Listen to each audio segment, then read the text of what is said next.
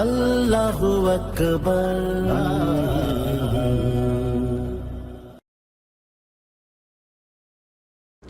সমস্ত মানুষের উপরেই আল্লাহর অনুগ্রহ নিয়ামত।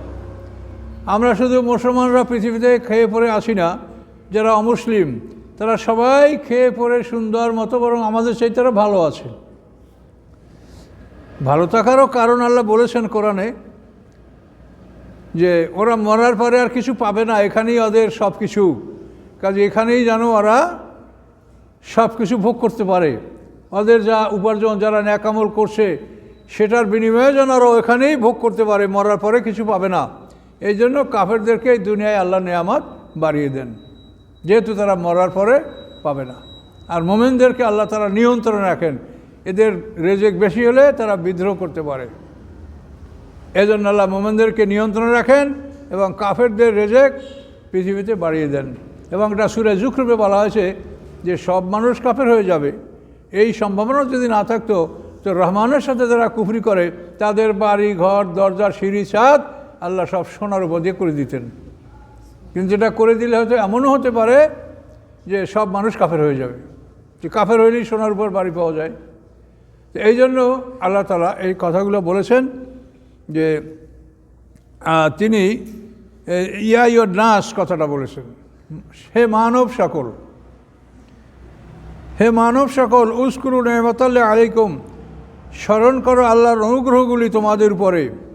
কাজেই অমুসলিমদেরকে বা আল্লাহকে যারা মানে না তাদেরকে আল্লাহ বঞ্চিত করেন নেই, তাদেরকে আল্লাহ আরও বেশি দিয়েছেন। হালমেন খালেকেন গায়রুল্লাহ, আসে কি কোনো সৃষ্টিকর্তা আল্লাহ ছাড়া? আল্লাহ প্রশ্ন করে, হালমেন খালেকেন গায়রুল্লাহ, আসে কি আল্লাহ ছাড়া কোনো সৃষ্টিকর্তা যে কিছু সৃষ্টি করতে পারে? ইয়ারযুকুকুম মিনাস সামা, আসে কি আল্লাহ ছাড়া এমন কেউ যে আকাশ থেকে খাদ্য দান করতে পারে, আকাশ থেকে খাদ্য পৃথিবীতে পাঠাতে পারে, এমন কেউ আছে কি?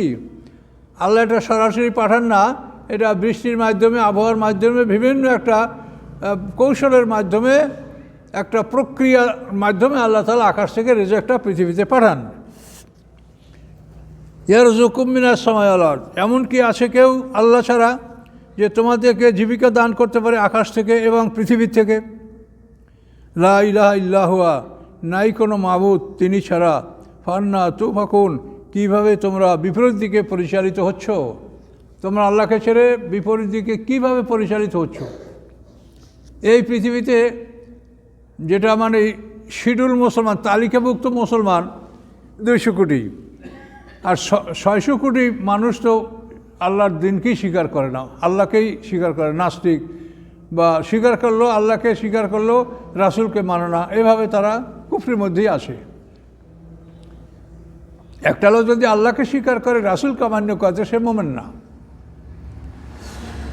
তো এই জন্য দেখা যায় যে আপনি পৃথিবীতে আপনাদের আশপাশে প্রতিবেশী যে হিন্দুরা আছে তারাও দেখবেন যে আল্লাহকে অস্বীকার করে না, তারা মানে যে হ্যাঁ একজন সৃষ্টিকর্তা আছে, কিন্তু তারা রাসূলকে মানে না। আল্লাহর রাসূলকে যদি না মানা হয় তাহলে শুধু আল্লাহকে বিশ্বাস করলে সে ব্যক্তি মুসলমান হবে না।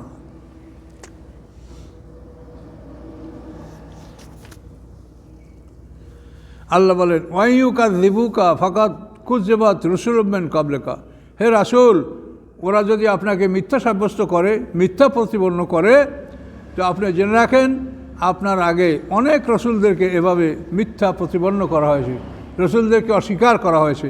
কাজে এটা আপনার একার না, এটা সমস্ত রসুলদের ব্যাপারেই এই ঘটনা ঘটেছে। ওয়াইলাল্লাহি তুরজাউল উমুর, এবং সকল কর্মগুলি আল্লাহর দিকেই প্রত্যাবর্তন করবে, আল্লাহর দিকেই ফিরবে সমস্ত কর্মগুলি। ইয়া আইয়ুহান নাস ইন্না ওয়াদাল্লাহি হক, হে মানব সকল, আল্লাহর প্রতিশ্রুতি সত্য। আল্লাহ যে আমাদের প্রতিশ্রুতি দিয়েছেন নেক আমলের বিনিময়ে জান্নাত, আর কুফরি করলে জাহান্নাম, এই প্রতিশ্রুতি আল্লাহর সত্য।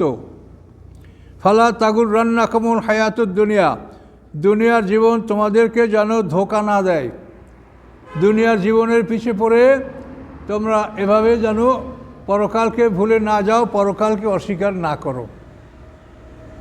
এই দুনিয়া, পৃথিবীর অধিকাংশ মানুষ এই দুনিয়ার পিছনেই সব। আর আমরা যারা মোমেন তারাই বা কতটুকু আখিরাতের পিছনে সময় ব্যয় করছি, এটা দেখতে গেলে তো ভয়ঙ্কর অবস্থা। আমাদের সামনের জীবনটা হলো হাজার হাজার কোটি বছরের জীবন, আর এখনকার জীবনটা হলো খুবই সংক্ষিপ্ত, পরকালের তুলনায় 1-1.5 ঘন্টা মাত্র। কিন্তু এই 1-1.5 ঘন্টা জীবনের জন্য আমরা অর্থ, সম্পদ, সময় যেটা আমরা ব্যয় করছি, সেই হিসেবে পরকালের জন্য আমরা কি ব্যয় করছি বলেন? কাজে আমাদের বিশ্বাসটাও কিন্তু দৃঢ় বিশ্বাস হচ্ছে না। তার কারণ আপনি যদি জানেন যে আপনার সামনে এই পরিস্থিতি, তাহলে আপনি তো সতর্ক হবেন। তো কই মানুষের সতর্ক হচ্ছে না। পরকালের জন্য মানুষ সময় ব্যয় করছে না, অর্থ ব্যয় করছে না, নিজের মেধা ব্যয় করছে না, দুনিয়ার পিছনেই সব করছে। এই জন্য আল্লাহ বলেন, ফালা তাগুর রান্নাকুমুল হায়াতুদ দুনিয়া, এই দুনিয়ার জীবন যেন তোমাদেরকে ধোঁকা না দেয়, প্রতারণা না করে। অলায়া গুররান্নকুম বিল্লাল গারুর, এবং আল্লাহর ব্যাপারেও যেন তোমরা ধোঁকা না খাও, তোমরা প্রতারিত না হও। আল্লাহর ব্যাপারে প্রতারিত মানে হলো যে শয়তান সবসময় বললে, বেটা আল্লাহ গফুর রহিম, তুই এই জেনা কর, অসুবিধা কি, আল্লাহ তওবা করবি, মাফ করে দিবে। তুই জুলুম কর, আল্লাহ মাফ করে দিবে। এভাবে আল্লাহ সম্পর্কে তারা মানে শয়তান প্রতারণা করছে। তা আল্লাহ বলছেন যে তোমরা আল্লাহর ব্যাপারে ধোঁকা খাবে না, তোমরা আল্লাহ যা বলছেন সেইভাবে তিনি বিচার করবেন, এইটা তোমরা বিশ্বাস করো। আল্লাহ সব কিছু করতে পারে, আল্লাহ ইচ্ছে হলে ক্ষমা করতে পারে, আল্লাহ এভাবে আমরা অনেক কিছু বলে থাকি, কিন্তু আল্লাহ বলছে যে ওটা না, আল্লাহর ব্যাপারে তোমরা ধোঁকায় পড়িও না। আল্লাহ যেটা বলেছেন, তিনি যে বিধানটা দিয়েছেন, ওটাই আল্লাহ করবেন, তোমাদের মত মতো না। আল্লাহ যেটা আইন দিয়েছেন, বিধান দিয়েছেন, লিখিতভাবে পাঠিয়েছেন, রাসূল পাঠিয়ে রাসূলের মাধ্যমে জানিয়েছেন, ওটাই আল্লাহ করবেন। আল্লাহ সব করতে পারেন বলেই তোমাদের জন্য যাইছে তাই আল্লাহ করবেন না। এই জন্য আল্লাহ বলছেন যে খবরদার আল্লাহর ব্যাপারে যেন তোমরা ধোঁকা না খাও। এই যে বর্ষিসা দরবেশ, যেটা আপনারা সূরা হাশরে দেখবেন যে বর্ষিসা দরবেশের যে ঈমান নষ্ট করেছে শয়তান, হ্যাঁ, তাকে জেনায় উদ্বুদ্ধ করেছে, এবং শয়তান বসে তুই অন্যায় কর, আল্লাহ তো মাফ করে না, তোরা মাফ করে দেবে। শয়তানের এই পরামর্শে বর্ষিসা দরবেশ 70 বছর ইবাদত করার পরে তার ইবাদত নষ্ট হয়েছে, ঈমান নষ্ট হয়েছে, শেষ পর্যন্ত সে বেঈমান অবস্থায় তার মৃত্যু হয়েছে। এটা সূরা হাশরের তাফসীরে এই ঘটনাটা আসে, দেখবেন সময় মতো। কাজে আল্লাহর ব্যাপারে ধোঁকা খাওয়া যাবে না যে আল্লাহ সব কিছু মাফ করে দেবে, তা না। আল্লাহ যা বলছেন তিনি তাই করবেন।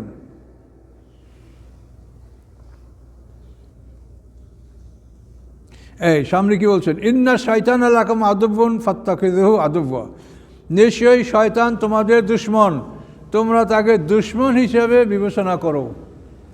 শয়তানকে বন্ধু হিসেবে বিবেচনা করো না। শয়তান কিন্তু সবসময় মানুষের মধ্যে এইভাবে কুমন্ত্রণা দিয়ে থাকে। এই জন্য আল্লাহ বলেন যে শয়তান তোমাদের দুশমন, তোমরা তাকে দুশমন হিসেবে গ্রহণ করো। আল্লাহ তাআলা আদম হওয়াকে জান্নাত দেখাই দিয়েছিল, ইন্না হাজা আদুব্বুল লাকুমা, এই শয়তান তোমাদের উভয়ের দুশমন। ফালা ইউখরিজান্নাকুমা মিনাল জান্নাতে ফাতাশকা, এ যদি তোমাদেরকে জান্নাত থেকে বহিষ্কার করতে পারে, তাহলে তোমাদেরকে পৃথিবীতে একটা শ্রমময় জীবন যাপন করতে হবে। কাজেই এই শয়তান আমাদের দুশমন, এটা বুঝতে হবে। এবং এই দুশমনকে আমরা দেখতে পাই না, তার অসহসা, তার অন্তরে আমাদের মনের মধ্যে কুমন্ত্রণা ঢেলে দেয়, তাকে দেখা যায় না। তো যখন এরকম সমস্যা দেখা দেবে, আমরা বারবার আল্লাহর আশ্রয় কামনা করব, আউযুবিল্লাহ পড়ব। এটা আমাদের আল্লাহ শিখিয়ে দিয়েছেন। ওয়াম্মা ইয়ানজাগান্নাকা মিনাশ শাইতানির নাজগুন ফাস্তাইজ বিল্লাহি মিনাশ শাইতানির রাজিম। আল্লাহ বলছেন শয়তান যখন তোমাদেরকে কুমন্ত্রণা দেয়, তখন অভিশপ্ত শয়তান হতে তোমরা আল্লাহর আশ্রয় কামনা করবে। এটা আল্লাহ কোরআনে বলে দিয়েছেন। ইন্নামা ইয়াদু হিজবাহু লিয়াকুনু মিন আসহাবিন নার আসহাবিস সাঈর, নিশ্চয়ই ডাকে তার দলবল। শয়তানের দলবল আছে, শয়তানের বংশ বিস্তার আছে। তো এই শয়তানের দলবল, তাদের বংশ, এরা কি করে, তারা ডাকে যা এমন দিকে লিয়াকুনু মিন আসহাবিস সাঈর, যাতে মানুষেরা জ্বলন্ত আগুনের অধিবাসী হতে পারে। এই জ্বলন্ত আগুনের অধিবাসী বানানোর জন্য শয়তান মানুষদেরকে আহ্বান করে, বিভিন্নভাবে চুপে চুপে পরামর্শ দেয়। এবং এই শয়তান এত পরামর্শ দিচ্ছে, এত কিছু করছে যে হাসরের ময়দানে সে দাঁড়ায় কী বলবে তা তো জানেন। সে সময় শয়তান কী বলবে? অকাল শৈতানুল আম্মা কুজিয়াল আমর,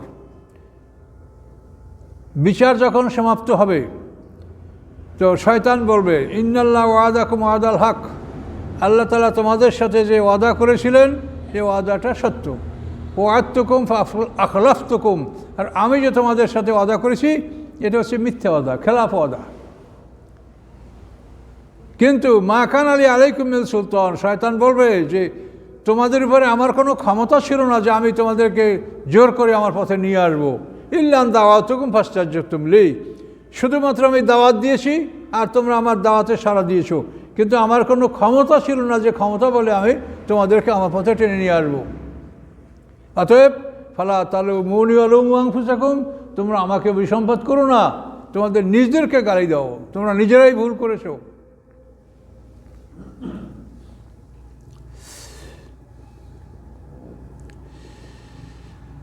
আল্লাযীনা কাফারু লাহুম আযাবুন শাদীদ, যারা অবিশ্বাসী তাদের জন্য রয়েছে বেদনাদায়ক শাস্তি, কঠিন শাস্তি। ওয়াল্লাযীনা আমানু ওয়া আমিলুস সালিহাত, এবং যারা ঈমান এনেছে এবং ভালো কাজ করেছে, লাহুম মাগফিরাতুন, তাদের জন্য রয়েছে ক্ষমা, ও আজরুন কাবীর, এবং বড় পুরস্কার। তাহলে এখানে স্পষ্ট দেখতে পাচ্ছেন কাফের অর্থাৎ যারা অবিশ্বাস করে তাদের জন্য কঠিন শাস্তি। তারা আল্লাহকে বিশ্বাস করেছে, পরকালকে অবিশ্বাস করেছে, জান্নাত জাহান্নাম অবিশ্বাস করেছে, ফেরেশতা অবিশ্বাস করেছে। এই অবিশ্বাস যারা করেছে তাদের জন্য কঠিন শাস্তি। আর যারা ঈমান এনেছে সাথে সাথে আমিলুস সালিহাত, ভালো কাজগুলিও করেছে, ঈমান এবং ভালো কাজ, লাহুম মাগফিরাতুন, তারা ক্ষমা পাবে। মানে কাজ করলে আমরা তো 100 ভাগ সঠিক করতে পারি না, ভুল ত্রুটি আমাদের হয়। কাজে এই জন্য আল্লাহ বলছেন তোমরা কাজ করো, এর মধ্যে ভুল ত্রুটি তো হবেই, আমি তোমাদেরকে ক্ষমা করব। ও আজরুন কাবীর, এবং তোমরা পাবে সবচাইতে বড় পুরস্কার। একটুকু হয়ে গেছে, আমাদের কয় মিনিট হাতে আছে আর আমাদের? 10 মিনিট আছে। তাহলে আমরা আর একটুকুর মধ্যে ঢুকি। আউযু বিল্লাহি মিনাশ শাইতানির রাজিম। আফামান যুয়্যিনা সু আমালহি ফারাউ হাসানা, সে কি ওই ব্যক্তির সমান যে ঈমান এবং আমলে চলে করে? কোন ব্যক্তি? যুয়্যিনা সু আমালহি, যার খারাপ কাজগুলি তাকে শোভন করে দেখা হয়েছে। ফারাউ হাসানা, সে তার খারাপ কাজগুলিকে ভালো দেখে, যেটা আমি খুব ভালো কাজ করতেছি। এরকম বহু লোক আপনি পাবেন, আমার কাজ আমি ঠিক করছি, আমি ভালো করছি, হুজুরদের আগে আমি ভেসে চলে যাব। কথা বুঝতে পারছেন? তা আল্লাহ বলেন যার জন্য তার খারাপ কাজগুলি শোভন করা হয়েছে, সুশোভিত করে দেখানো হয়েছে, এবং সে তার খারাপ কাজগুলিকে ভালো দেখে, মনে করে এটাই ভালো। তা আল্লাহ বলেন ফাইনাল্লাহ ইয়াদুল্লু মাইয়াশা ওয়া ইয়াহদি মাইয়াশা, নিশ্চয়ই আল্লাহ যাকে ইচ্ছা বিপথগামী করেন এবং যাকে ইচ্ছা তিনি হেদায়েত দান করেন। কাজে আপনারা সতর্ক থাকুন। ফালা তাযহাব নাফসুকা আলাইহিম হাসারাত, আল্লাহ বলেন যে হে রাসূল, তাদের উপরে আফসোস করে করে যেন আপনার জীবনটা শেষ হয়ে না যায়। যে তারা মোমেন হয় না কেন, এই দুঃখ করে করে আপনার জীবনটা শেষ হওয়ার পথে। এটা কোরআন শরীফ আরও কয়েক জায়গায় আল্লাহ এভাবে বলছেন। এটার কারণ হলো আল্লাহর রসুল স্বচক্ষে দোজখ দেখে আসছেন মেরাজে, স্বচক্ষে তিনি শাস্তিগুলি চোখে দেখেছেন। এই স্বচক্ষে দেখার পরে তার অন্তরে যে ব্যথা বেদনা মানুষের জন্য, তিনি তো রাহমাতাল লিল আলামিন, সমস্ত মানুষের প্রতি তার দয়া, এই কারণে তিনি মানুষকে হেদায়েতের জন্য এতই পরিশ্রম করেছেন যে নিজের জীবনটা মনে হয় ধ্বংস করে ফেলবেন। সেই জন্য আল্লাহ বলছেন ফালা তাযহাব নাফসুকা আলাইহিম হাসারাত, দুঃখ করতে করতে আফসোস করতে করতে যেন আপনার জীবনটা শেষ হয়ে না যায়। ইন্নাল্লাহ আলিমুম বিমা ইয়াসনাউন, আল্লাহ ভালো জানেন যা তারা করছে, এটা আল্লাহ সব ভালো জানেন। কাজে আপনি দাওয়াত পৌঁছিয়ে দেন, ধৈর্য ধারণ করেন। সকল মানুষ হেদায়েত গ্রহণ করবে না, পৃথিবীর অধিকাংশ মানুষ মোমেন হবে না, এটা আল্লাহ তাআলা স্পষ্ট জানিয়ে দিয়েছেন। সূরা ইউসুফের 103 নম্বর আয়াতে আল্লাহ বলেছেন ওমা আকসারুন নাসি ওয়ালাউ হারাসতা বিমুমিনিন, হে রাসূল আপনি যতই কামনা করেন পৃথিবীর অধিকাংশ লোক মোমেন হবে না, এটা আল্লাহ বলে দিয়েছে স্পষ্টভাবে। আরও অনেক জায়গায় এটা বলেছে, লাল্লাকা বাকিউন নফসাকা আলা আসারিহিম ইন লাম ইউমিনু বিহাযাল হাদিসি আসাফা। এটা আমাদের সূরা কাহাফে আল্লাহ বলেছেন যে আফসোস করে করে আপনার জীবনটাকে আপনি ধ্বংস করে দেবেন তাদের পিছনে, যে কেন তারা ঈমান আনে না। কাজে এভাবে আফসোস করে করে আপনি জীবনটা ধ্বংস করবেন না। হেদায়েত আল্লাহর হাতে। আল্লাহুল্লাযী আরসালার রিয়াহা, আল্লাহ তিনি, আল্লাহ সেই আরসালার রিয়াহা যিনি বাতাস প্রেরণ করেন। রিহ শব্দের অর্থ বাতাস, আর এর বহু বচন হল রিয়াহ। তো কোরআন শরীফে যদি রিহ শব্দ এক বচন আসে তো সেটা হবে গজবের বাতাস, আর যদি বহু বচন আসে তো সেটা হবে রহমতের বাতাস। সেখানে রিয়াহ বলেছেন। তো আল্লাহ তাআলা প্রেরণ করেন রহমতের বাতাস। ফাতুসিরু সাহাবান, বহন করে সেই বাতাস মেঘগুলিকে, এই বাতাস মেঘগুলিকে শূন্যে বহন করে। ফাসুকনা এলা বালাদে মাইয়েত, অতঃপর আমি পান করাইয়ে দেই ওই মেঘমালাকে এলা বালাদে মাইয়েত, মৃত্যু শহরের নিকট। মৃত্যু শহর মানে যে শহর শুষ্ক, যে শহরে এখন গাছপালা উৎপন্ন হয় না, এই শহরটাকে মৃত্যু শহর বলা হয়েছে। আমি পান করাইয়ে দেই ওই পানি মৃত্যু শহরকে। অতঃপর আহিয়াইনা বিল আরদা, আমি জীবিত করি এই বৃষ্টির সাহায্যে মাটিকে। এই মাটি আবার সঞ্জীবিত হয়, গাছপালা উৎপাদন করার মতো ক্ষমতা ধারণ করে বৃষ্টির কারণে। বাদা মাউতিহা, তার মৌয়াতের পরে, মৌয়াত মানে নিষ্ক্রিয় হয়ে যাওয়া, উৎপাদন ক্ষমতা হারিয়ে ফেলা। এরপরে আল্লাহ তাআলা বৃষ্টির পানির মাধ্যমে আবার তাকে সঞ্জীবিত করেন। কাযালিকান নুশুর, তোমরাও ওইভাবে উঠবে। এই বৃষ্টিতে যেরকম গাছপালা ফুটে ওঠে, তোমরাও হাসরের ময়দানে এইভাবে বৃষ্টির মাধ্যমে মাঠে ফুটে উঠবে। ইসরাফিল আসলামের দ্বিতীয় সিংহার ফুৎ করে মানুষের নফস এবং রুহু মানে আত্মা এবং দেহ, এই দুটো একত্রিত হয়ে যাবে দ্বিতীয় সিংহার ফুৎ করে। প্রথম সিংহার ফুৎ করে তো দেহের অবকাঠামো সৃষ্টি হবে, মাটির দেহ তৈরি হবে, আপনারা আগে শুনেছেন। দ্বিতীয় সিংহার ফুৎ করে এর মধ্যে নফস রুহু ঢুকবে, ঢোকার পরে এটা মাটির মধ্যেই ঢুকবে। তখন আমরা সবাই সমতল মাটির মধ্যে আমরা আমাদের জীবন আমরা মাটির মধ্যেই লাভ করব। যেরকম মায়ের পেটে আমরা আমাদের সম্পূর্ণ জীবনটা মায়ের পেটে আমরা পূর্ণাঙ্গ লাভ করি, পূর্ণাঙ্গ জীবন মায়ের পেটে হওয়ার পরে আমাদেরকে আল্লাহ তাআলা পৃথিবীতে পাঠান, মা আমাদেরকে প্রসব করেন। ঠিক ওরকম মাটির মধ্যে আমরা পুরো জীবনটা আমরা লাভ করব। কিন্তু এই মাটির থেকে আমরা কীভাবে বাইর হব? আল্লাহ তাআলা এক পশলা বৃষ্টি বর্ষাবেন। এই বৃষ্টির ফলে হাসরের ময়দানের মাটিটা নরম হয়ে যাবে। তখন ওই মাটি ফেটে ফেটে আমরা সব ছোট্ট এবং উলঙ্গ বের হয়ে আসবো। যেরকম এই গাছপালা আপনি দেখবেন মানে বৈশাখ মাসে জ্যৈষ্ঠ মাসে আঙ্গিনায় যখন বৃষ্টি হয়েছে ভরে দেখবেন যে কত এই ধানের গাছ, গমের গাছ, ওই সিমের গাছ, কত গাছ ফুটে ফুটে বের হয়েছে। ওই রকম আল্লাহ বলেন যে আমি তোমাদেরকে এই বৃষ্টির মতো, অর্থাৎ বৃষ্টি দ্বারা যেরকম আমি গাছপালা উৎপন্ন করি, ঠিক ওইভাবে আমি হাসরের ময়দানে তোমাদেরকে আমি তুলব। কাযালিকা তুখরাজুন কাযালিকা নুশুর, এভাবে তোমাদের একত্রিতকরণ, আমি তোমাদেরকে একত্রিত করব। মান কানা ইউরিদুল ইজ্জাতা ফাইন্নাল ইজ্জাতা লিল্লাহি জামিয়া, ফালিল্লাহিল ইজ্জাতু জামিয়া। মান কানা ইউরিদুল ইজ্জাতা, যে সম্মান চায় সে যেন জেনে রাখে, ফালিল্লাহিল ইজ্জাতু জামিয়া, সমস্ত সম্মানের মালিক আল্লাহ, সমস্ত সম্মানের মালিক আল্লাহ। জোর করে আপনাদের চোখের সামনে আপনারা একটু ভাবলেই বুঝতে পারেন, জোর করে সম্মানের মালিক হওয়ার জন্য যারা চেষ্টা করেছে তাদেরকে আল্লাহ অপমান করেছেন। জোর করে কেউ সম্মানের মালিক হতে পারে না। সম্মানের জন্য ভালো কাজ করতে হবে, আল্লাহর উপর নির্ভর করতে হবে, আল্লাহ সম্মান দেওয়ার মালিক। কিন্তু যারা অপরকে সম্মান দেয় না, সম্মানিত ব্যক্তিদের সম্মান নষ্ট করতে চায় এবং তাদেরকে বঞ্চিত করে নিজেরা সম্মান কেড়ে নিতে চায়, তারা কি সম্মান কেড়ে নিতে পেরেছে? পারে নাই। কাজে এটা আপনি চোখের সামনে দেখেন, এগুলোর থেকে কিন্তু বিরাট শিক্ষার বিষয়। আল্লাহ এখানে কী বললেন? হ্যাঁ, মান কানা ইউরিদুল ইজ্জাতা, যে সম্মান চায়, ফালিল্লাহিল ইজ্জাতু জামিয়া, সে যেন জেনে রাখে সমস্ত সম্মানের মালিক আল্লাহ তাআলা। কী করতে পেরেছে দেখেন তো। সাইদি সাহেব রহমতুল্লাহ জানার দ্বারা হইতে দেয় না ঢাকা শহরে। সম্মান তাহলে চার চলে যায়, আমরা সম্মান পাবো। কই কি হলো, তোমাদের কি হলো অবস্থা দেখো তো। যাদেরকে তোমরা অপমান করেছো, জেলখানায় অন্যায়ভাবে কষ্ট দিয়েছো, জুলুম করেছো, পরিত্যক্ত গৃহে তাদেরকে বসবাস করতে দিয়েছো, কত জুলুম করেছো, কিন্তু কই সম্মান তো আল্লাহ তো তাদেরকেই দিয়েছেন। তোমরা সম্মান জোর করে সম্মানের মালিক হইতে চেয়েছো, তোমরা কি পেরেছো? পারবে কোনো দিন?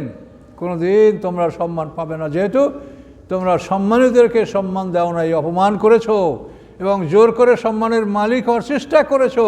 আল্লাহ তোমাদেরকে অপমান করেছেন। দেখো, এই জন্য আল্লাহ বলেন, মানকানা ইরুদুল ইজ্জতা, যে সম্মান চায় সে যেন জেনে রাখে যে সমস্ত সম্মান আল্লাহর হাতে। Pay respect and get respect. তুমি সম্মান করো, সম্মান পাবে। তুমি একজনকে অপমান করে নিজে সম্মানিত হবে, এটা কোনোদিন সম্ভব না। কাজে এটার থেকে আমাদের শেখা উচিত। এবং আল্লাহ তাআলা তো এই শেখার জন্য বলেছেন ওয়াল আসর। আল্লাহ তাআলা যে আসরের কসম খেয়েছেন, যে মানে আসর হলো যুগ, কাল, সময়। যুগে কালে সময় কি ঘটে এগুলোর থেকে আল্লাহ তাআলা আমাদেরকে উপদেশ গ্রহণ করতে বলেছেন।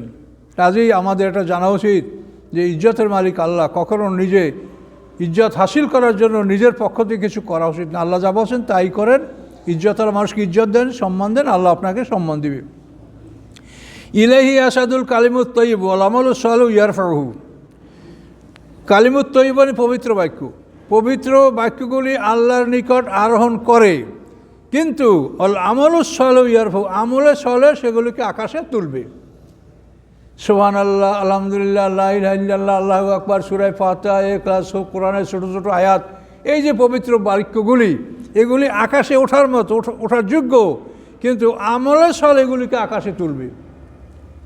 আমলে সালেহ যদি না থাকে এই বাক্যগুলি আকাশে উঠবে না। আমলে সালেহ মানে কি? যেগুলো আল্লাহ আদেশ নিষেধ করেছেন কোরআনে, এইগুলি যাদের থাকবে তাদের এই সুবহানাল্লাহ, আলহামদুলিল্লাহ, আল্লাহু আকবার এগুলি আকাশে উঠবে। আর আমলে সালেহ যাদের নাই, এই দোয়া পড়লে ভেস্টের দরজা খুলে যাবে।